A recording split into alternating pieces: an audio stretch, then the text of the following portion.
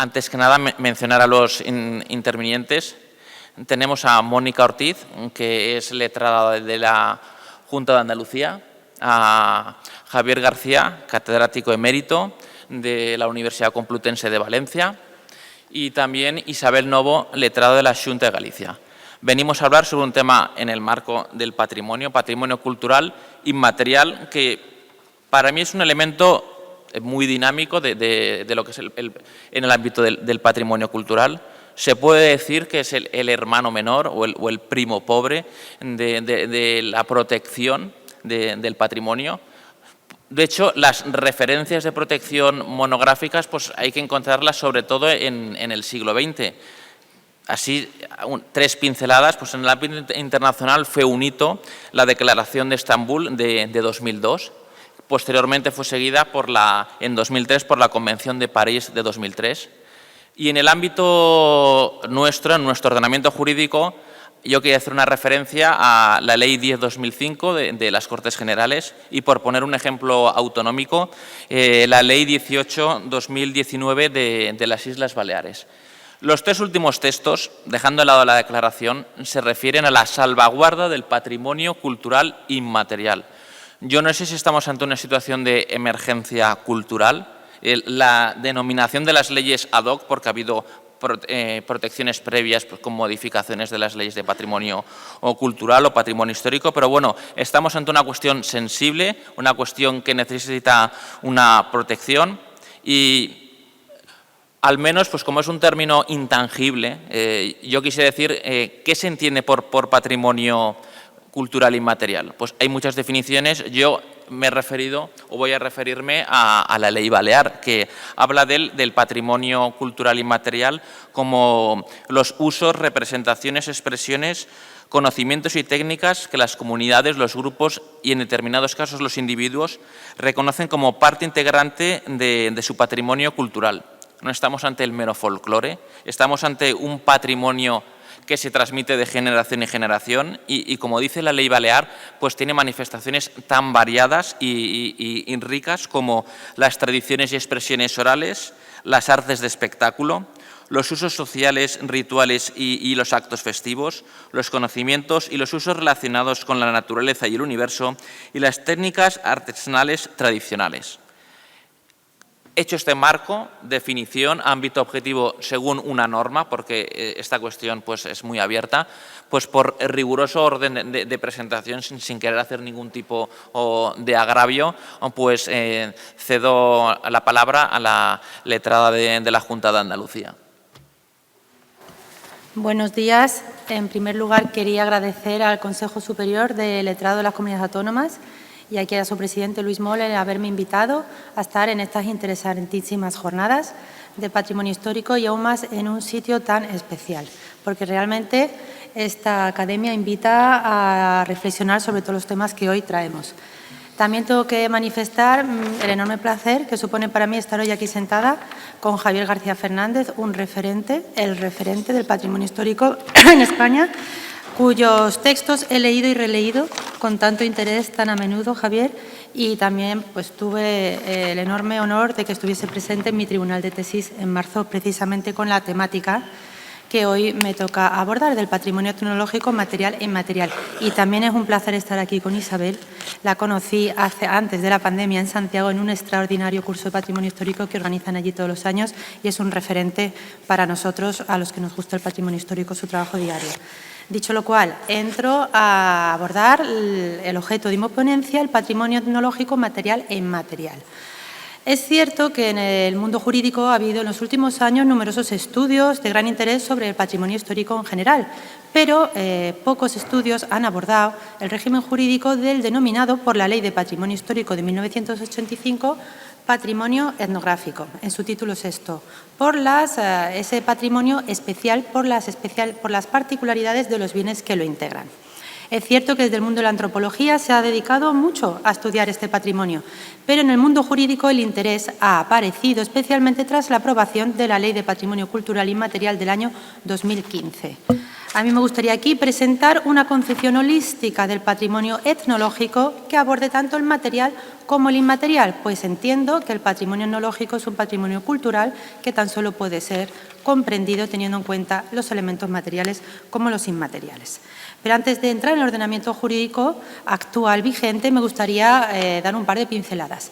No es novedosa la regulación de la Ley del 85 en relación a los antecedentes históricos. Hay algún antecedente histórico normativamente muy tímido reflejo en alguna normativa preconstitucional, pero sí me gustaría traer a colación la primera declaración de una actividad, de una manifestación religiosa musical, como es el Misterio de Elche, que conocerán bien nuestros letrados de la correspondiente comunidad autónoma. Se declaró en el año 1931 como monumento, puesto que no existía una categoría adecuada para el patrimonio inmaterial. Es una manifestación religiosa musical que se celebra desde hace siglos en Elche y que ya fue declarada en el año 1931, cuando nadie podía imaginarse que bajo esa figura podría declararse una actividad. Pero más recientemente también, bajo la denominación de paraje pintoresco, los parajes que recogía la ley de 1933, se declaró la Aldea del Rocío, que hoy es sitio histórico. Y cuando se lee la declaración, se ve que el objeto principal de la declaración no es tanto la trama urbana y la tipología constructiva típica del medio agropecuario andaluz, que refleja los modos de vida de ese entorno, del entorno de Doñana, sino el hecho de la romería que se celebra desde hace muchos años, décadas, siglos, y que constituye una de las principales romerías de España. Es decir, la romería del Rocío está protegida, aunque no lo parezca, por la Declaración de Paraje Pintoresco del año 1973. Pero ya llegando al momento actual, partiendo del concepto amplio del patrimonio histórico, cultural y artístico de la Constitución española de 1978, la Ley de 1985, la Ley de Patrimonio Histórico, fue realmente pionera al dedicar un título entero al patrimonio etnográfico, cuya regulación ahora pues, se ha quedado ciertamente obsoleta, pero cuyo valor debemos destacar. Esta ley, en el artículo 46, dice que forman parte del patrimonio histórico español los bienes inmuebles, muebles, conocimientos y actividades que son o han sido expresión relevante de la cultura tradicional del pueblo español en sus aspectos materiales, sociales o espirituales. 3 tipos de bienes, refiere el artículo vigente actual de la Ley de Patrimonio Histórico: inmuebles, muebles y conocimientos y actividades. Estos conocimientos y actividades son los que se ha venido identificando con el patrimonio inmaterial. 3 pinceladas sobre esta definición. Se refiere la ley a la cultura tradicional y entiendo que esta mención a la cultura tradicional evoca a esos modos de vida que se han transmitido de generación en generación al margen del momento histórico en el que surgieron. Esos testimonios de esos modos de vida no están vinculados con un momento histórico, esta cultura tradicional. También considero que la norma, de forma muy acertada, se refirió a los bienes que son o han sido. Este son o han sido me permite a mí plantear que hay bienes inmuebles, por ejemplo, por descender al terreno, como puede ser un cortijo en Andalucía o una masía en Cataluña, que están dedicadas a la actividad agraria, agropecuaria, que siguen estando dedicados a día de hoy y tienen un valor etnológico porque constituyen un testimonio de esa actividad, pero que pueden ya no estar destinados a esa actividad y haberse convertido en un encantador hotel rural. Ambos pueden ser objeto de protección, uno como testimonio actual y el otro como el que ha sido. Por eso se refiere a la ley a han sido. Y finalmente, la ley se refiere en el artículo 47, desarrolla de forma un poco más amplia, que es donde voy a entrar ahora, los conocimientos y actividades que procedan de modelos, técnicas tradicionales utilizados por una determinada comunidad. Aquí desarrolla un poco más el concepto de patrimonio inmaterial. Entonces, ¿cómo está el patrimonio etnológico en la ley de 1985? Pues tenemos una serie de bienes inmuebles con valores etnológicos que pueden protegerse a través de las tradicionales figuras de protección de la ley del 85. Ya sea, se puede declarar como un monumento, aunque es más excepcional, pero también cabe en los sitios históricos o en los conjuntos históricos. Junto a ello tenemos estas actividades inmateriales que, como consecuencia ya de la sentencia 17.991, que atribuyó a las comunidades autónomas las competencias para declaración de BIC, pues no nos permitió saber cómo hubiese sido, bajo la aplicación exclusiva de la ley 85, una posible declaración de patrimonio inmaterial. Para eso hemos de esperar al año 2015, cuando se aprueba la Ley para la salvaguarda del patrimonio cultural inmaterial, con el propósito confesado en la propia exposición de motivos de la ley de incorporar al ordenamiento actual las previsiones de la Convención para la salvaguarda del patrimonio cultural inmaterial del año 2003 de la UNESCO. Esta ley recoge en el artículo 2 un concepto de patrimonio cultural inmaterial, ley que también modifica el artículo de la Ley de Patrimonio Histórico, incorporando a los bienes del patrimonio histórico el patrimonio inmaterial, y señala que tendrán la consideración de bienes del patrimonio cultural inmaterial los usos, representaciones, expresiones, conocimientos y técnicas que las comunidades, grupos y, en algunos casos, los individuos reconozcan como parte integrante del patrimonio cultural. Esta definición del artículo 2 de la ley, a mi juicio, comparándola con la Convención, resulta incompleta por varias razones. Por una parte, porque obvia los elementos materiales del patrimonio inmaterial. Cualquier actividad inmaterial, salvo la transmisión oral de cuentos o refranes o cánticos, tiene una parte material. Yo tengo que referirme, como ejemplo para que se pueda visualizar, al ejemplo más claro en mi ciudad, en Sevilla, la Semana Santa. No se puede concebir una procesión sin las tallas, sin las túnicas, sin los cirios o sin los varales. No es solo la actividad, hay una serie de elementos, muebles o el lugar por donde transcurre la procesión, la carrera oficial. No se puede concebir el patrimonio inmaterial sin los elementos materiales a los que está vinculado. Pero también resulta incompleta porque obvia la necesidad de que cualquier patrimonio inmaterial que se declare como tal no pueda vulnerar los derechos fundamentales, y esto lo dice la Convención. Tenemos un ejemplo muy significativo en España de esto, son los alardes de Hondarribia e Irún. Los alardes de Hondarribia e Irún, que eran organizados por la propia Ayuntamiento, fueron revisados por los tribunales considerando que se vulneraba el principio de igualdad porque no podían participar las mujeres. Se estaba vulnerando el principio de igualdad en un evento organizado desde instancias públicas. A día de hoy hay dos alardes. El público, donde pueden participar hombres y mujeres, y el privado, de asociaciones privadas, donde solo participan hombres. Pero también resulta insuficiente la regulación de la ley porque obvia a las comunidades portadoras, que son los protagonistas de este patrimonio. Con el patrimonio inmaterial se produce un cambio en la concepción del patrimonio, pasando del patrimonio que tiene en su centro al objeto, un castillo, una catedral, un cuadro, a el patrimonio inmaterial que tiene en su centro al individuo, a la actividad. El individuo es el protagonista del patrimonio inmaterial y todas las medidas de protección del patrimonio inmaterial tienen por objeto velar porque los individuos puedan seguir desarrollando esa actividad. Por eso se dice de salvaguarda y no de protección. Pasamos, como señalaban en alguna doctrina, de los bienes cosa a los bienes actividad. Así se refirió la doctrina. Pero esta ley tiene uno de los principales protagonistas en una de las figuras más relevantes que ha recogido, que es la manifestación representativa de patrimonio cultural inmaterial. Y hoy tendremos aquí la ocasión de que nos hable Javier de una de ellas. La ley recoge esta figura novedosa en el ámbito estatal, porque las comunidades autónomas ya existían y a día de hoy se han declarado, no muchas, pero existen ya algunas declaraciones como la Semana Santa, la transhumancia, la técnica del vidrio soplado, los carnavales o recientemente el toque manual de las campanas, y se está tramitando la de lengua de signos.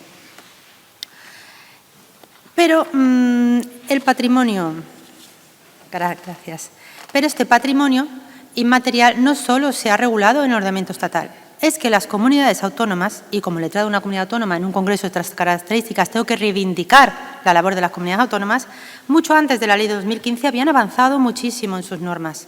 Tenemos 20 y pico leyes de patrimonio entre vigentes y derogadas de las comunidades autónomas. La última, la que acierta nuestro compañero Luis, una de las últimas. Las comunidades autónomas habían avanzado mucho en la definición de patrimonio histórico amplio, que englobaba el patrimonio etnológico, pero habían avanzado en una definición de patrimonio etnológico vinculado a ese elemento identitario de la población, de la ciudadanía, aquellos elementos con los que la ciudadanía se identifica, ya sea su arquitectura más popular o las fiestas, costumbres, tradiciones, gastronomía. Pero no solo las comunidades autónomas habían avanzado en una definición de patrimonio etnológico, sino que habían avanzado creando figuras de protección. Andalucía fue pionera con la creación del lugar de interés etnológico, que luego fue reproducido en prácticamente la normativa de todas las comunidades autónomas. Y aunque ya en la Ley de Galicia del 95 venía prevista la posibilidad de declarar BIC a los bienes inmateriales, fue desde luego Valencia la que hizo la labor más importante, no solo de incorporarlo en su normativa, sino de realizar declaraciones. Entonces tenemos cómo las comunidades autónomas han creado figuras específicas para la protección del patrimonio etnológico, como los lugares de interés etnológico. También han incorporado nuevas figuras que recogen muchos los valores etnológicos, como son los paisajes culturales, los itinerarios históricos, pero además han creado este BIC inmaterial. Y no solo lo han creado, es que lo han declarado. Yo he contabilizado unas 250 declaraciones de todas las comunidades autónomas de patrimonio etnológico material e inmaterial. Por lo tanto, creo que es importante reivindicar este papel que desde la cercanía en el territorio llevan a cabo las comunidades autónomas normativamente y también desde el punto administrativo de su gestión. Y aquí creo que ha terminado mi tiempo. Muchas gracias.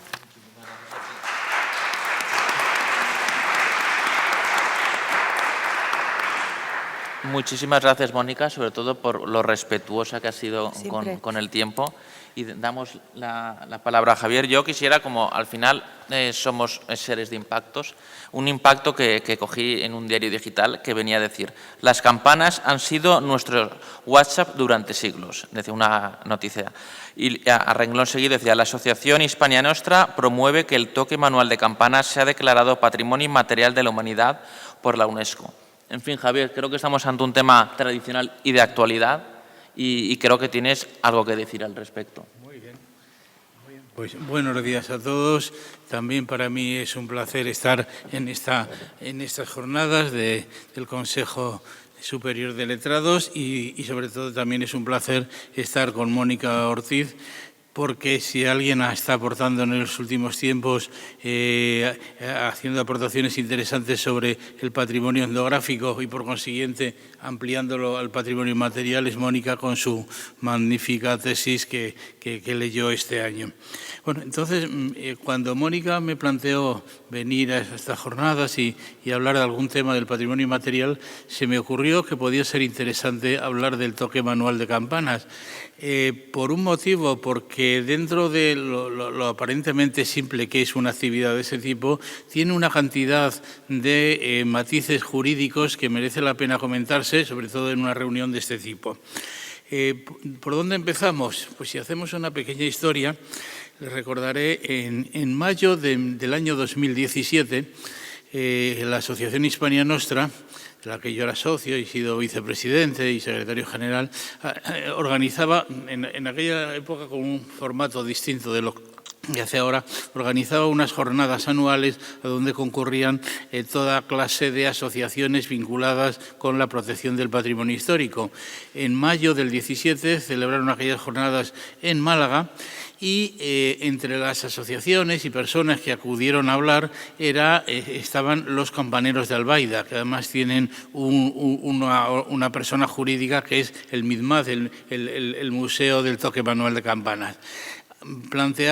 Nos contaron cómo era la problemática material, artística del toque manual de campanas, y Hispania Nostra se interesó también por el tema. Empezamos a hablar con los campaneros y se llegó a la conclusión de que al año siguiente, para el año 18, que había que celebrar el Año Europeo del Patrimonio, podía ser muy bonito que se hiciera un toque manual de campanas en toda España. Y efectivamente, entre los campaneros de Albaida, que están muy conectados con otros campaneros, sobre todo donde tiene más importancia los campaneros, aparte de la provincia de Valencia, es en la provincia de Palencia, en la de Zamora, algo en Burgos. Entonces, al final se llegó a la conclusión de que se podía hacer un toque manual y, efectivamente, el 21 de abril del año 18, en Albaida, con la asistencia de autoridades autonómicas y locales, se hizo un acto muy bonito de un toque manual. Pero lo interesante no es que se hiciera en Albaida, es que se hizo en 1000 y pico localidades españolas y también se contactó con campaneros de Italia, de Alemania. Entonces fue un acto muy bonito donde se reivindicó ya de una manera muy potente el toque manual de campanas. Antes de avanzar con los antecedentes, querría insistir en un punto que es lo fundamental. Cuando se habla del toque manual de campanas hay que utilizar siempre el adjetivo manual, porque precisamente el enemigo del toque manual de campanas es el toque eléctrico de campanas. Es decir, no estamos hablando, lo que se trata de proteger no es el toque de campanas. En toda España, en todos los campaneros campanarios de España se toca la campana. La diferencia es si se toca de manera manual, con todos los matices acústicos que eso conlleva, porque cada campana es distinta, a el toque eléctrico, que es un toque estándar que se oye igual en Valencia que en Valencia. Entonces, lo importante es el adjetivo manual. Entonces, con esos antecedentes, además, había habido algunas iniciativas en el Senado, hubo varias mociones en el Senado que se aprobaron, eran mociones todavía muy tentativas, ahora las lees y ves que tienen pues un punto de imperfección, un punto de irregularidad, pero bueno, era lo que se iba haciendo en aquel momento. El caso es que con esos antecedentes, cuando el ministro Guirao entró como ministro de Cultura y yo entré como subsecretario de Cultura y Deporte, pues planteamos que podíamos ya darle un apoyo jurídico, un apoyo administrativo importante. Y efectivamente enseguida entramos en contacto con los campaneros de Albaida, que son un poco el referente de otros campaneros, sobre todo de Castilla-La Mancha, y el ministro Guirao ordenó que enseguida empezáramos a trabajar con ese tema. Entonces, el 18 de febrero del año 2019, el director general de Bellas Artes dictó una resolución por la que se incoaba el expediente para declarar el toque manual de campanas manifestación representativa del patrimonio cultural inmaterial. Es decir, que al final lo que decidimos, y es que era obligado jurídicamente hablando, era insertar el toque manual de campanas en la Ley 10/2015 del patrimonio cultural inmaterial. Y efectivamente el expediente se tramitó muy rápidamente. Aquí está presente la funcionaria que en su momento lo tramitó y que lo tramitó muy bien. Y entonces eso nos permitió ir muy rápidos, de manera que en abril del año 19 el Consejo de Ministros aprobó el Real Decreto 296/2019 de 22 de abril, en el que se declaraba manifestación representativa. Bueno, para mí fue un honor llevar este decreto a la Comisión General de Secretarios de Estado y Subsecretarios. Se planteó sin ningún problema, no siempre ha sido así. En la Comisión de Subsecretarios alguna vez alguna manifestación representativa se ha quedado atascada, pero en este caso no hubo ningún problema y a partir de ahí, bueno, pues ya lo teníamos en la ley. Ya teníamos una categoría prevista en la ley aplicada a una actividad concreta. Entonces, ¿qué es jurídicamente hablando el toque manual de campanas? Bueno, el propio decreto lo define muy rápidamente. Por tocar lo más rápido, el decreto lo que dice es: el toque manual de campanas es un lenguaje sonoro que ha funcionado a lo largo de los siglos como un medio de comunicación, cumpliendo un conjunto de funciones sociales para la comunidad: informar, coordinar, delimitar el territorio y proteger. No me extiendo, pero el decreto está muy bien preparado y describe muy bien lo que es. Entonces, jurídicamente, ¿qué es? Bueno, primero, si cogemos la Ley 10/2015, vamos a ver qué componentes tiene. ¿Cuáles son sus componentes? La ley habla, en primer lugar, de un soporte material. El soporte material del toque manual de campana tiene dos elementos, uno mueble y otro inmueble. El elemento mueble, lógicamente, es la campana, dentro de lo que se pueden mover las campanas, claro está, y el elemento inmueble es el propio campanario o espadaña, cualquier torre, porque evidentemente tiene que tener una determinada altura, que es lo que permite alojar ahí la campana. Ese sería el primer elemento. El segundo elemento, el espacio, dice la ley, habla del espacio. El espacio básicamente son las iglesias. En algún momento de la historia ha podido haber toques de campanas no vinculados a las iglesias, pero prácticamente la iglesia, el templo, con su correspondiente torre, con su correspondiente espadaña, exenta o vinculada al edificio, ese es el espacio. El lugar, la ley habla de lugares. Bueno, pues toda España. Es verdad que si tenemos un mapa y se han hecho mapas ya sobre donde hay toques manuales de campanas, hay comunidades con mucha potencia y comunidades donde se toca mucho menos. De luego, las dos comunidades autónomas más importantes a estos efectos es la Comunidad Valenciana y Castilla y León, pero evidentemente se da también en otras muchas comunidades autónomas. Podríamos decir también, y ya me he referido antes, que hay un elemento negativo, que es el toque eléctrico. Es decir, la base del toque es que no esté electrificado, porque si está electrificado, todos los matices y la riqueza del sonido se pierden. Y luego también hay otro elemento al que se refiere el artículo 6.2 de la ley del año 15, que es el deber de la Administración. La Administración se tiene que implicar en la gestión de este toque manual. También en la ley se habla de que todas esas manifestaciones representativas necesitan unos conocimientos, unos oficios, unas técnicas tradicionales y evidentemente la Administración se tiene que implicar en ello. Bueno, esto sería un poco la base, los elementos que constituyen el toque manual de campanas conforme al decreto y en relación a la ley. ¿Cuáles son los efectos de la declaración? Esta ley, la ley del año 15, tiene un problema y es que necesita un reglamento. Es una ley, en el Ministerio de Cultura lo comentábamos muchas veces, bueno, llevas al Consejo de Ministros la declaración de manifestación representativa, aparece en el BOE y al día siguiente, ¿qué pasa? Pues normalmente no pasa nada. No pasa nada, hace falta un reglamento. En algún momento en el Ministerio se ha trabajado y espero que se siga trabajando porque es una de las típicas leyes donde el reglamento es imprescindible, tanto desde el punto de vista de conocer los procedimientos como también para ver las consecuencias que comporta esa declaración, porque hasta ahora la ley es muy insuficiente. En cualquier caso, más allá de eso, las consecuencias son, por una parte, siguiendo las consecuencias que se infieren de la ley.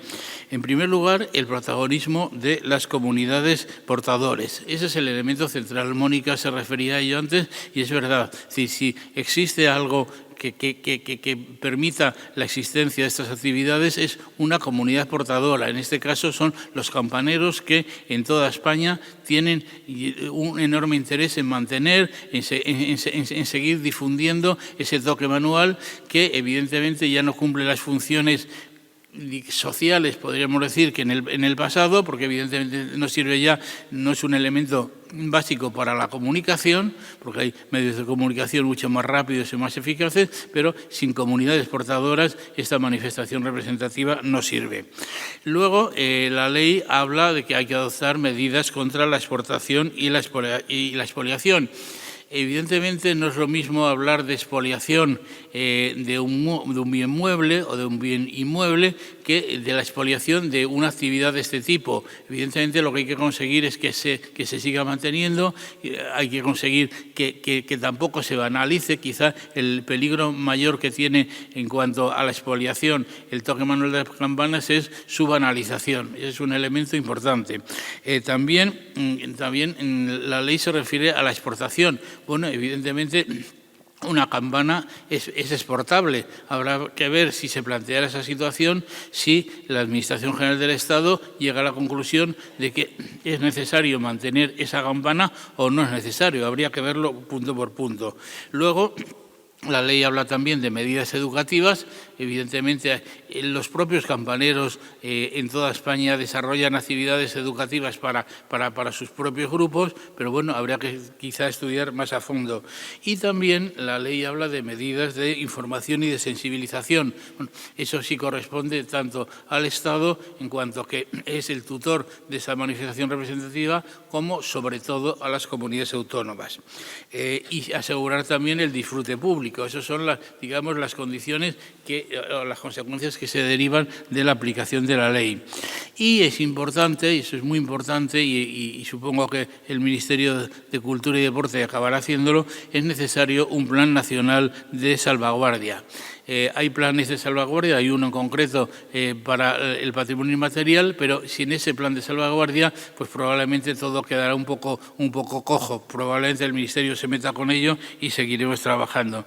Y por otra parte, hace falta también, y también se está trabajando, y eso afecta también al propio Ministerio de Educación y Cultura, hacer un inventario general. Eso serían las consecuencias de la declaración del toque manual de campanas como manifestación representativa. Y ya querría terminar planteando algunos problemas prácticos que se están dando y que se van a dar y que probablemente en el ámbito autonómico habrá que estudiar muy a fondo.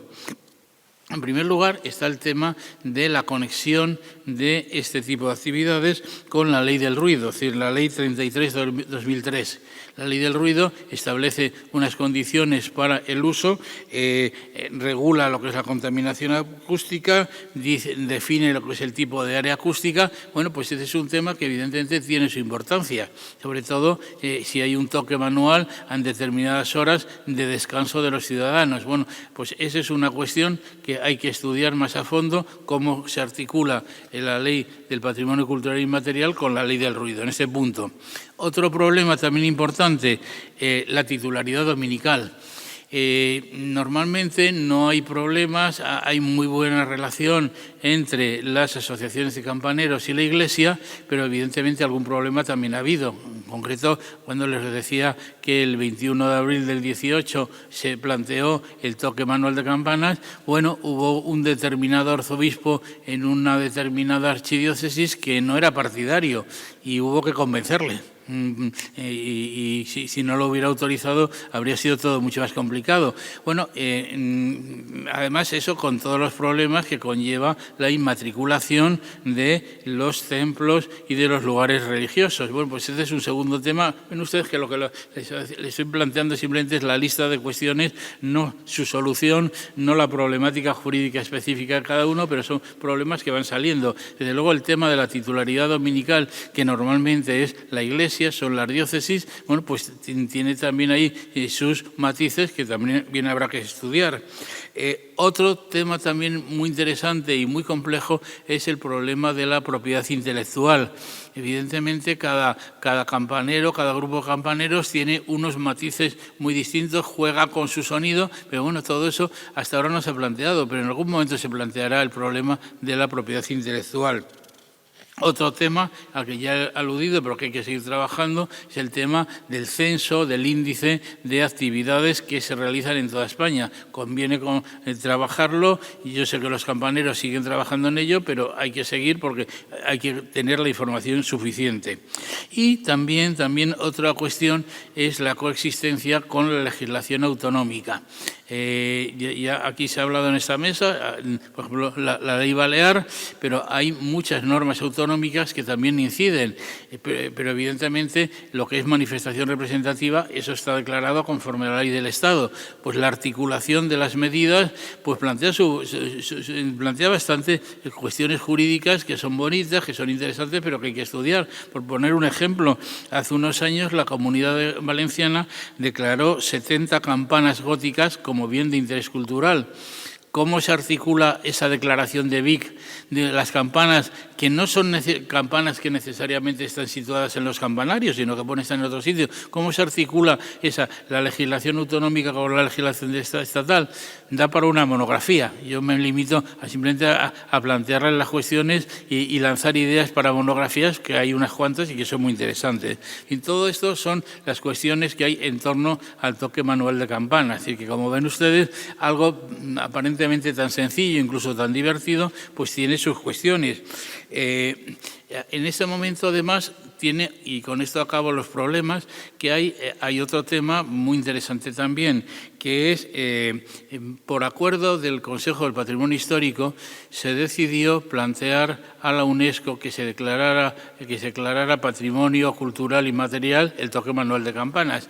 La tramitación de esta petición es muy interesante, es un ejemplo muy, muy bonito de colaboración entre los poderes públicos y la sociedad civil, porque el Ministerio de Cultura y Deporte y la Dirección General de Bellas Artes, la Subdirección General de Gestión del Patrimonio, ha colaborado muy bien, junto con los campaneros, especialmente liderados por los campaneros de Albaida, y también la Asociación Hispania Nostra. El caso es que se ha preparado un expediente que que dentro de 2 semanas se llevará a la reunión del Consejo del Consejo del Patrimonio, del Consejo Mundial, del Consejo del Patrimonio Inmaterial, que se celebra en Rabat dentro de 15 días, y se espera que se declare. Ya ha habido un informe de la UNESCO muy interesante, muy elogioso, y pensamos que se aprobará, pero desde el momento en que tengamos también la declaración del toque manual de campanas como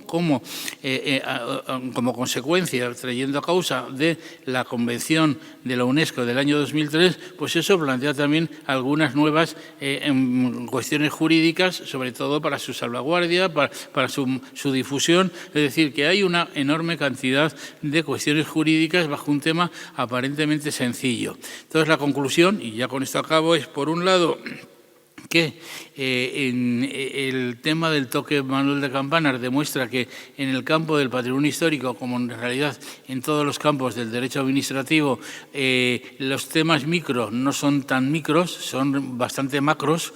Y en segundo lugar, y sí vuelvo a insistir, destacar la enorme colaboración que ha habido entre los poderes públicos. Las comunidades autónomas han colaborado, ha colaborado muy bien y lo ha liderado el Ministerio de Cultura y Deporte, y sobre todo la sociedad civil. La confluencia de eso, pues es que tenemos un elemento ahí que da todavía para trabajar mucho, pero que tiene abiertas posibilidades muy interesantes para su difusión. Y nada más, muchas gracias.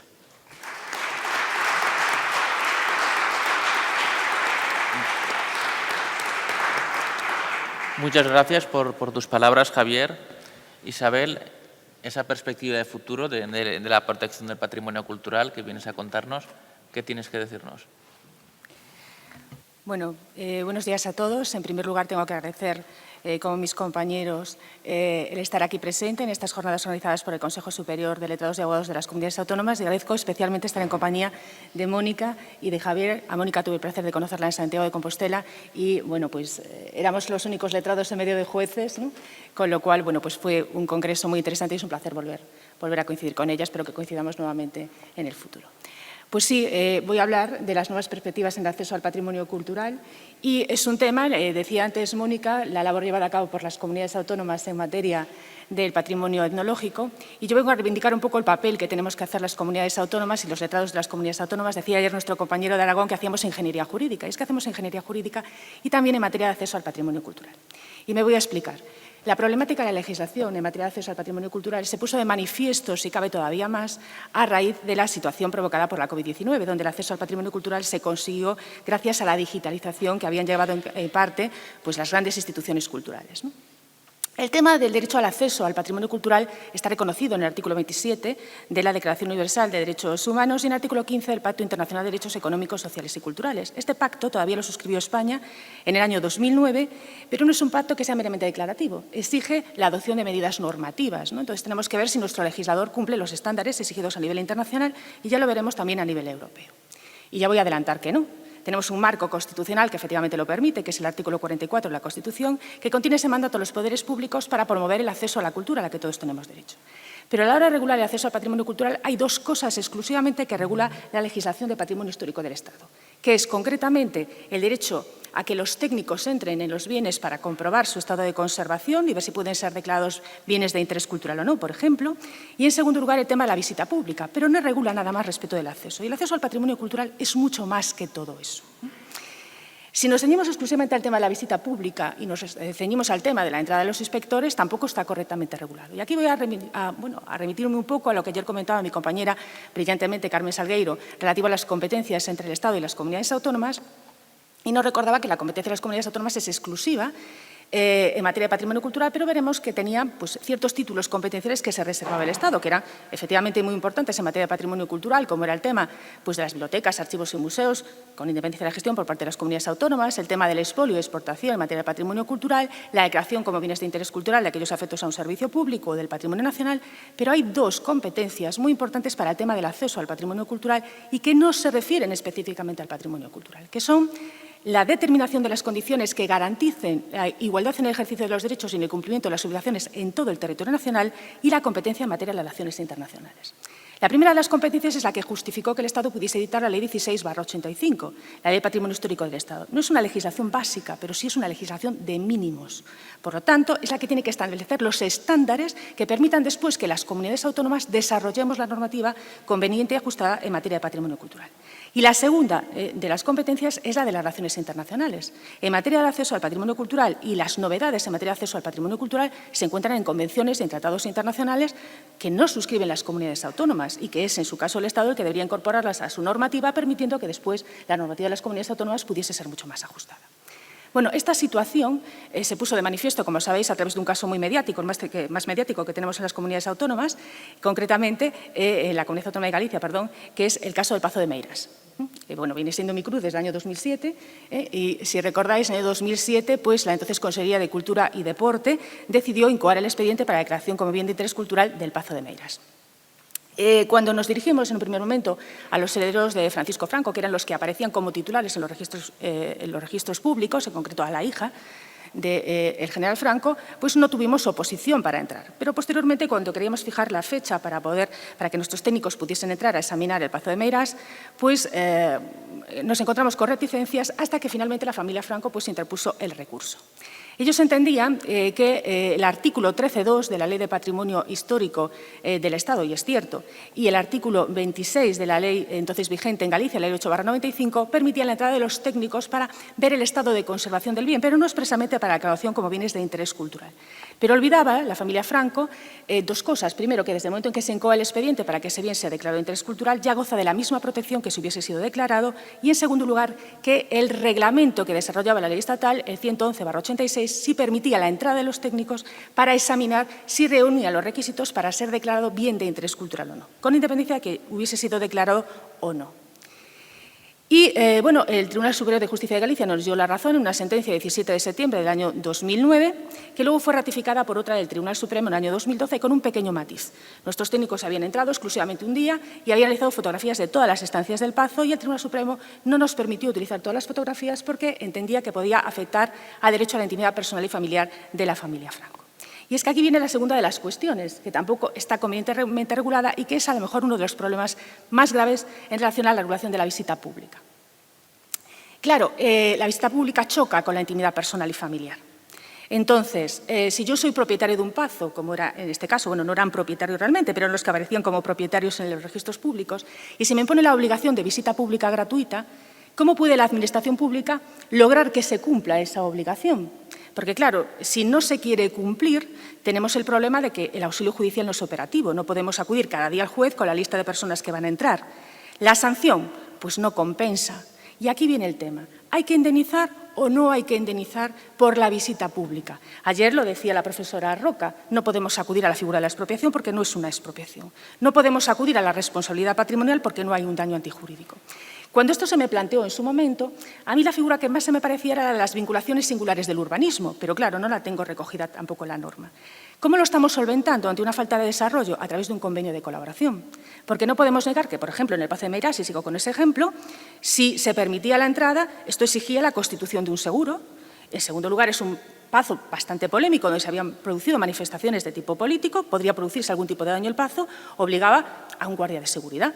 ¿Tienen que abonar esos gastos o tiene que asumirlos la comunidad autónoma? Y ya nos olvidamos del Pazo de Meirás. ¿Tenemos que indemnizar solamente a un propietario que tiene un pazo que es particular? ¿Tenemos que indemnizarlo de la misma forma que a uno que lo está explotando económicamente, por ejemplo, para la celebración de eventos o de banquetes, donde a lo mejor la apertura pública gratuita no le plantea un problema, al contrario, le plantea un beneficio, porque deja de cobrar entradas esos días, pero otros servicios conexos, como las cafeterías o los restaurantes, van a recibir más visitantes? Y es un tema que tenemos sin solventar todavía y que nos obliga pues, a estar un poco ahí, y que al final, si no se celebra un convenio de colaboración, lo que hacen los propietarios es no cumplir, porque le compensa pagar la indemnización y quedarse pues, con su propiedad, a lo mejor le compensa pagar 6.000 euros y decir no tengo que pagar un guardia de seguridad ni un seguro por si se produce cualquier problema. El tema de la intimidad personal y familiar no es el único problema que se está planteando, también con la libertad religiosa y de culto. En determinados bienes, como es el caso de la Catedral de Santiago de Compostela, han existido quejas por parte de los ciudadanos que van a ejercer su libertad religiosa y que se ven afectados por un turismo que efectivamente es masivo. Y esto nos ha estado obligando también a adoptar medidas importantes, como sería combinar las visitas cobradas con las visitas públicas gratuitas. En algunos casos, creo que en Andalucía vais a tener el ejemplo de Santa María de Úbeda, de Jaén, que se tuvo que hacer también un convenio a ese respecto. Y no tenemos más regulación a nivel de lo que es el acceso al patrimonio cultural. Y es una pena porque el tema del acceso al patrimonio cultural sigue otros cauces que nos están marcando por Europa y por el mundo. Yo no voy a hablar de la agenda de la Organización Mundial de las Naciones Unidas para el año 2030, pero si nos centramos en el ámbito de la Comunidad Europea, a mí me gusta especialmente una recomendación de la Comisión Europea, que es del año 2014, hacia un enfoque integrado del patrimonio cultural. Y ella nos aporta ya algunas ideas de hacia dónde tiene que ir el tema del acceso y de la protección del patrimonio cultural con carácter general. Nos dice, en primer lugar, que la urbanización, la globalización y los cambios tecnológicos conllevan la diversificación de los públicos potenciales. Comentaba antes que durante el COVID-19 la labor llevada a cabo por la digitalización de las instituciones culturales es fundamental. Tenemos que digitalizar el patrimonio cultural y eso respecto al patrimonio inmaterial es sumamente importante porque estamos en el último momento para poder conservar y proteger ese patrimonio cultural. Pero no nos podemos engañar. En el ámbito de la Comunidad Europea solamente el 80% de las personas tienen acceso a Internet y hay un 20% que todavía no tiene acceso. Imaginemos qué es lo que ocurre en el segundo y el tercer mundo. Pero además de eso, no todas las instituciones culturales, solamente las grandes instituciones culturales pueden digitalizar su patrimonio cultural. Se está haciendo labores importantes por parte de las comunidades autónomas. Podemos citar, por ejemplo, la Ley de Derechos Culturales de Navarra y ese anteproyecto de ley que tenemos en Galicia sobre la cultura digital, que parece que tiende un poco a seguir la senda europea, pero no tenemos nada en la legislación estatal. Hay que solventar el problema de la accesibilidad de personas que tienen algún tipo de discapacidad, por ejemplo, discapacidad visual. Lo tenemos también a los efectos de la digitalización. Y luego seguimos viendo supuestos de discriminación. Tengo que recordar que España fue condenada por el Tribunal de Justicia de la Unión Europea en el año 94 por el tema de que se cobraba la entrada en los museos a los extranjeros y no a los nacionales. No puede existir esos tratos discriminatorios y todavía en los ámbitos locales podemos comprobar cómo a veces se cobra a los foráneos frente a los que son residentes en los municipios. Esto tiene que ser desarrollado con carácter general. En segundo lugar, la afluencia masiva de turistas tiene sus ventajas, pero también tiene sus inconvenientes. No podemos olvidar que el patrimonio cultural tiene un valor en sí mismo, pero no podemos negar que tiene un valor económico importante. Y muchas veces el turismo se centra en ese patrimonio cultural, ¿no? Del lugar de donde vengo, pues efectivamente el Camino de Santiago confluye en la Catedral, por ejemplo, de Santiago de Compostela y esto provoca una masificación importante. Ese turismo tiene que seguir permitiendo el acceso al patrimonio cultural. Pero además, gran parte de lo que se obtiene como beneficio de esa explotación económica del patrimonio cultural hay que reinvertirlo en la protección de lo que es el patrimonio cultural. No solamente eso, tenemos que invertir en investigación para conservar ese patrimonio cultural. Por ejemplo, en la Comunidad Autónoma de Galicia acabamos de celebrar un convenio de colaboración con el Consejo de Investigación Tecnológica y Matemática de Galicia, el consorcio, que está constituido por las tres universidades gallegas. Bueno, este tiene por objeto hacer un modelo computacional de la Catedral de Santiago de Compostela y que va a tener por objeto ver o estudiar el flujo de aire en el interior de la Catedral de Santiago de Compostela que se ve afectada por humedades constantes y que por lo tanto va a permitir controlar cómo tiene que hacerse la ventilación, pero mucho más que eso. Cuando entramos en la Catedral de Santiago de Compostela o en cualquier otro bien, cuando hay una afluencia masiva tenemos patógenos que le transmitimos también al monumento y al mismo tiempo que os diré del problema del COVID-19 otra pandemia que puede venir. Por tanto, estos estudios y estas investigaciones hay que hacerlas. Pero también hay que conservar ese patrimonio cultural. A veces no podemos cerrar, a nadie se le ocurre pensar vamos a cerrar la Catedral de Santiago de Compostela porque nos quedamos sin Xacobeo y con unos ingresos importantes. Pero esto no quiere decir que no haya que conservarla y protegerla. Habrá que acudir a soluciones, no solamente la digitalización, otras muy inventivas, como la que existió, se originó primero en la Cueva de la Co en Francia, la réplica que se hizo también aquí, por ejemplo, en Cantabria de Altamira, o algo que habíamos visto, por ejemplo, ayer aquí, cuando están arreglando la Puerta de Alcalá y han puesto esto que nos permite seguir viendo el monumento en su contexto, ¿no? Pero tenemos que seguir garantizando el acceso al patrimonio cultural, protegiéndolo. Luego está el tema de la digitalización y la accesibilidad en línea del material cultural, modifica los modelos tradicionales, transforma las cadenas de valor. ¿Qué quiere decir con esto la Comisión Europea? Bueno, no podemos negar que tenemos nuevas manifestaciones culturales que a lo mejor no nos parecen elitistas, pero que tienen que ser objeto de protección, porque la cultura, para ser cultura, no tiene por qué ser rentable. ¿De qué estoy hablando? Pues algo que nos causa muchos problemas en materia del patrimonio cultural, pero otras veces es una satisfacción, que es, por ejemplo, el arte urbano.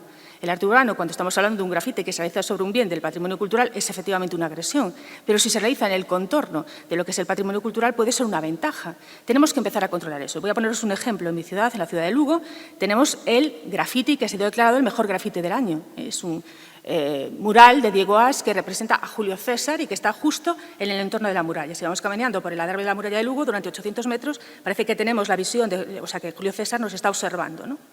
Bien, esto ha sido una iniciativa del Ayuntamiento de Lugo. No ha sido controlada por parte de la Comunidad Autónoma de Galicia, porque no está regulado que esto necesite una autorización. Deberemos empezar a regular esa autorización. ¿Por qué? Bueno, pues si hubiese tenido una autorización, a pesar de que el grafiti es fantástico, no se habrían cometido dos errores históricos importantes. Julio César es 2 siglos anteriores, y termino enseguida, Julio César es 2 siglos anteriores a la fundación de la ciudad de Lugo.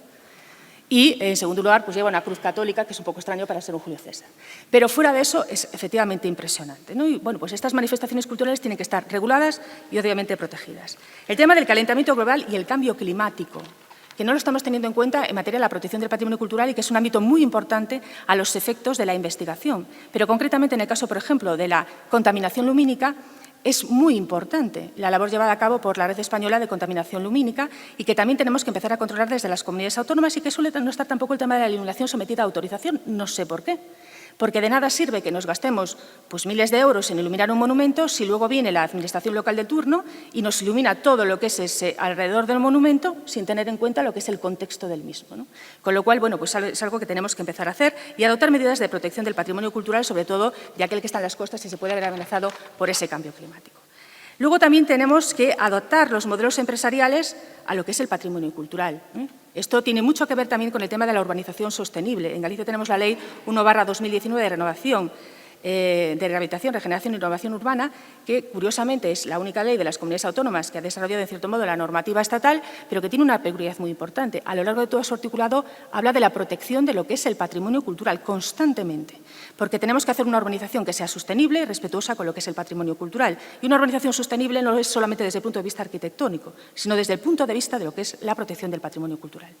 En fin, que es evidente también que tenemos que empezar a integrar en todas las políticas públicas, como dice también la Comisión Europea, al patrimonio cultural. Las nuevas leyes en materia de patrimonio cultural de las comunidades autónomas, la gallega, la Ley 5/2016, pero también la canaria o la del País Vasco, que son las 3 más modernas, ya hablan de la necesidad de integrar el patrimonio cultural en todas las políticas públicas, urbanísticas, de paisaje, de medio ambiente.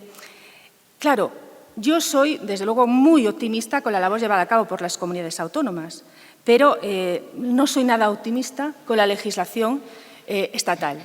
Creo que se están haciendo pequeños parches, por ejemplo, la agenda urbana española es un parche ante una falta de regulación, por ejemplo, y ese proyecto de ley de texto refundido de la Ley de Patrimonio Histórico del Estado 16/85 y de la Ley 10/2015 que regula el patrimonio inmaterial, que afortunadamente ha sido retirado, era un texto absolutamente involutivo y que no contemplaba ninguna de las medidas que se piden desde Europa y desde los organismos internacionales.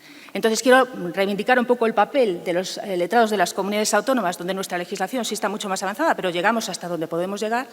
Y, bueno, por reivindicar esa reforma de la legislación estatal que necesitamos para que se establezca un papel de mínimos y para que tengamos que dejar de hacer pues, ingeniería jurídica que hacemos en todos y cada uno de los días. Pues muchas gracias.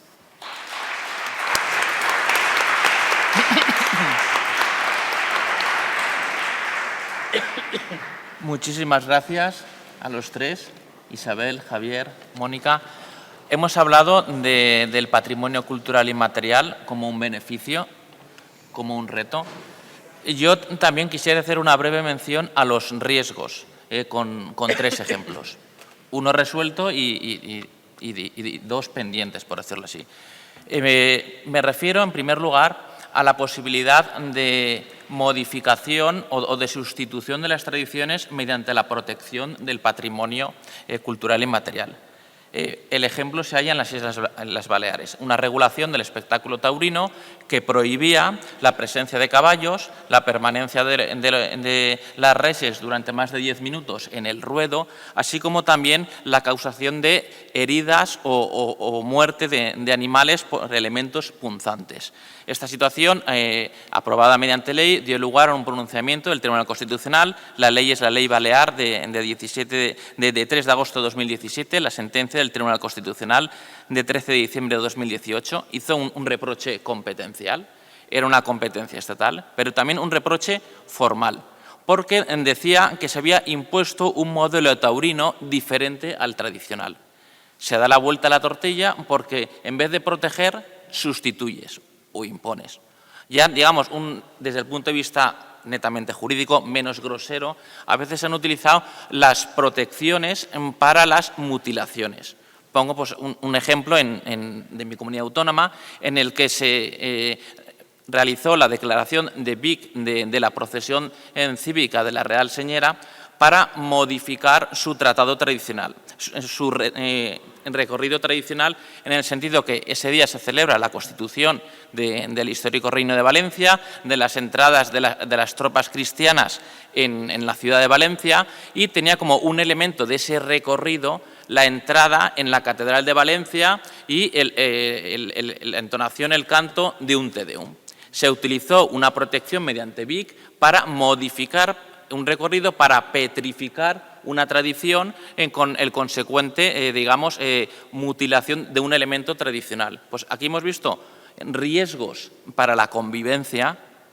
A nosotros creo que también nos interesan los riesgos jurídicos. Quiero mencionar, las Cortes Generales han reconocido la personalidad jurídica del Mar Menor como forma de su protección jurídica. Claro, eso para administrativistas, para constitucionalistas también, para todos los estudiosos del derecho público, atribuir personalidad jurídica a una entidad pues que no tiene ni una organización, o sea, detrás, como una forma de protección, a los juristas nos puede chirriar. Pues a mí me gustaría pues pulsar vuestra opinión, aunque sea en abstracto, sobre la instrumentalización o la utilización de la protección para la destrucción de un modelo tradicional del patrimonio cultural e intelectual, porque, como decía al principio, tiene un elemento de transmisión de generación en generación y que puede ser utilizado para la confrontación ciudadana y ya en el ámbito, digamos, académico, para la distorsión de los moldes jurídicos.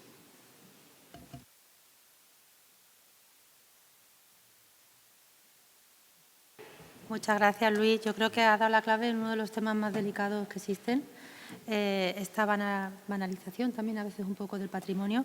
El caso que citas de Baleares está precedido por otra sentencia anterior del Tribunal Constitucional en relación a una ley muy similar de la Generalitat de Cataluña. Y esto tiene que ver con el tema de la tauromaquia, tema sobre el que a mí siempre me gusta pasar de puntillas, porque creo que el patrimonio etnológico, material e inmaterial, es tan rico y extenso que el debate precisamente muy politizado que se ha hecho en torno a la tauromaquia y su carácter cultural o no, pues lo que hace es apagar la luz sobre el resto del patrimonio, y somos un país muy rico en patrimonio etnológico, material e inmaterial, desde el punto de vista de tradiciones, fiestas, costumbres, gastronomía. Yo creo que realmente que somos únicos en Europa por la confluencia de culturas que ha habido en nuestro país que no ha habido en otros países de Europa. El tema de la protección para desproteger, pues yo, mi experiencia es que a veces desde instancias políticas se utilizan los instrumentos que dota la ley para intereses partidistas en un sentido u en otro, o desde ámbitos locales también. Que se quiera petrificar un recorrido para que vayan o no vayan por ahí, porque me interesa hacer una actuación urbanística por el recorrido alternativo y entonces les impongo otro recorrido. Desconozco el caso que comentas.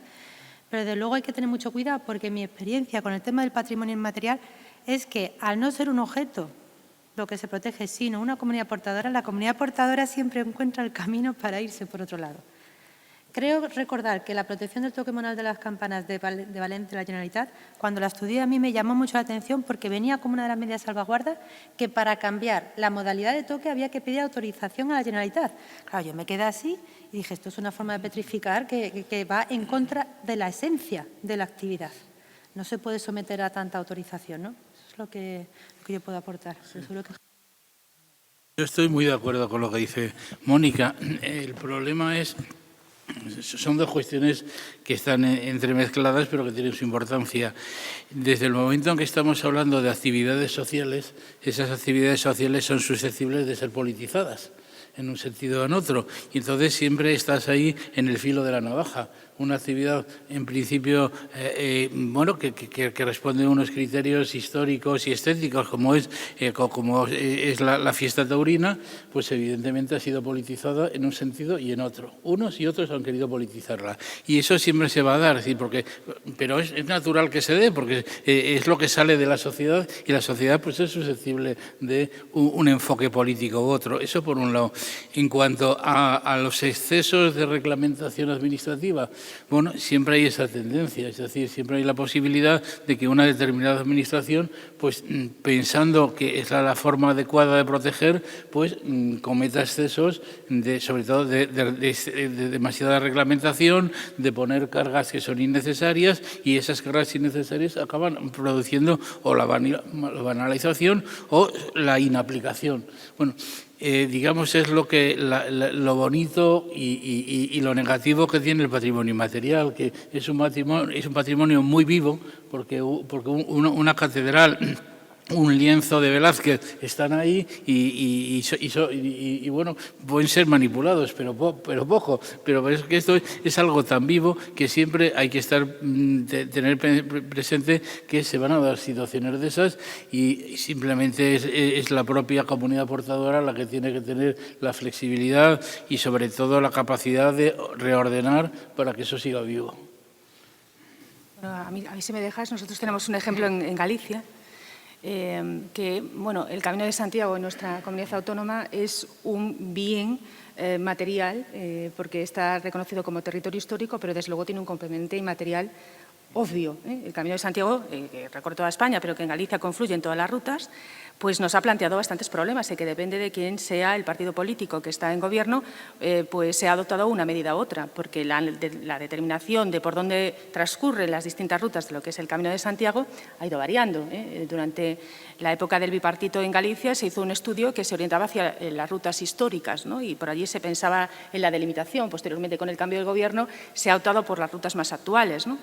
Y no quiero ni contaros la cantidad de alcaldes que pasaban por la Consellería para tratar de lograr que el Camino de Santiago pasase por un lugar por el que probablemente nunca había pasado. Creo que es algo que es inevitable, pero ha tenido una ventaja importante, y es que conseguimos digitalizar, estudiar y delimitar todas las rutas, tanto las históricas como las más modernas, y a lo mejor nos quedamos con eso. Es decir, tenemos absolutamente delimitadas y estudiadas todas las rutas, pero creo que es algo imposible de controlar, ¿no? Pero bueno, está ahí, es un riesgo, pero también tiene sus ventajas. Muchísimas gracias por vuestra intervención. Y como decías tú al principio, Mónica, por este enfoque holístico que abarca pues, un supuesto concreto, abarca los retos, abarca una perspectiva como la tuya más generalista y luego los riesgos que toda actividad jurídica conlleva.